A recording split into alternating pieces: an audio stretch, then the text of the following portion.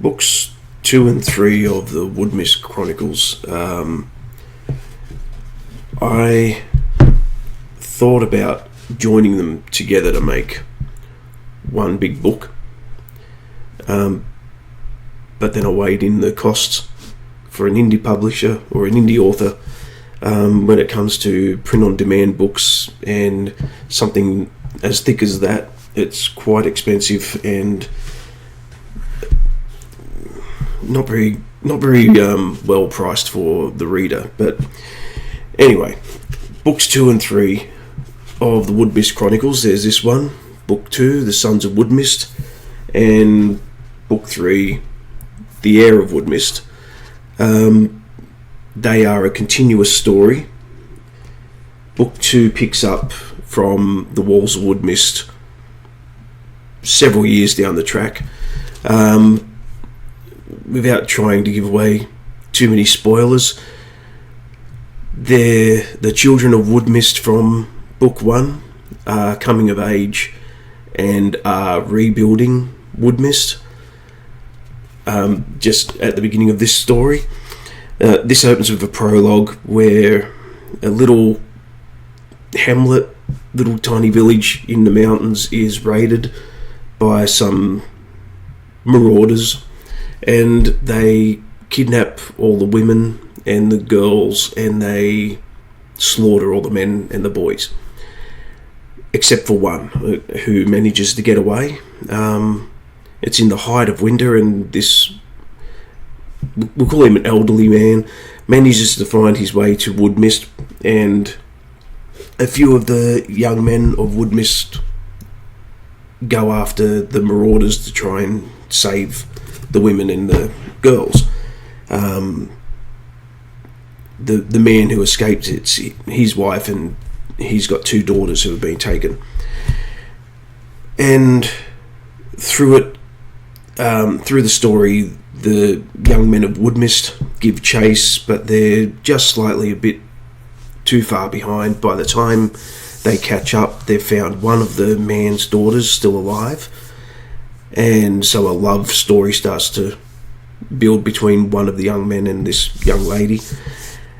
And by the time they kind of catch up to these kidnappers, the kidnappers are on a boat with the young girls and some of the women, and they're heading north. And so the young men really don't have any chance of catching up, because they don't have a ship to follow.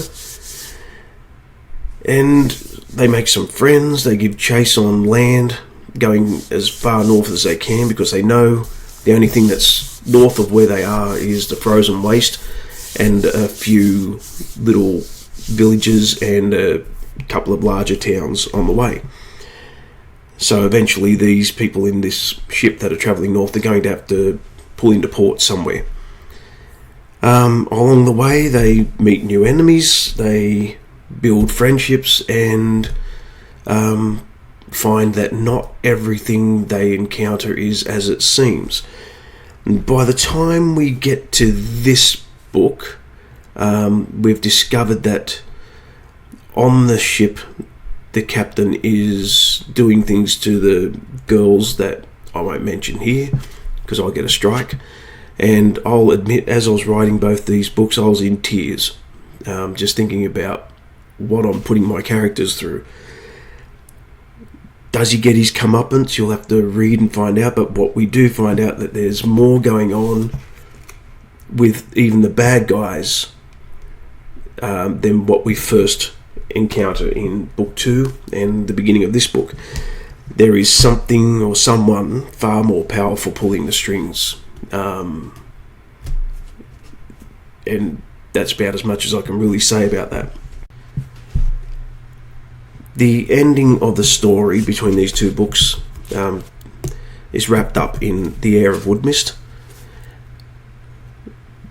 but it also has a bit of an open ending to continue the story, which was intentional because there is a prophecy brought up in these 2 books. The prophecy surrounds someone who is able to perform sorcery, and in the world that Woodmyst exists, only women possess that power.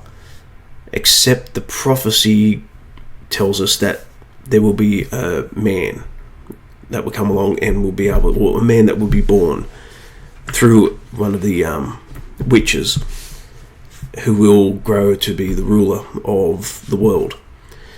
Essentially, books 1, 2, 3, and 4 are the lead up to the actual story that I had in mind when I finished writing these two.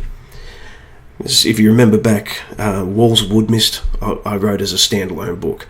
I started to write these sequels just to follow up what happens to the people of Woodmyst, and it turned into something bigger, and I kept making notes, and so before I knew it, I had at least enough material to fill 9 books of this size, and it turned into 10.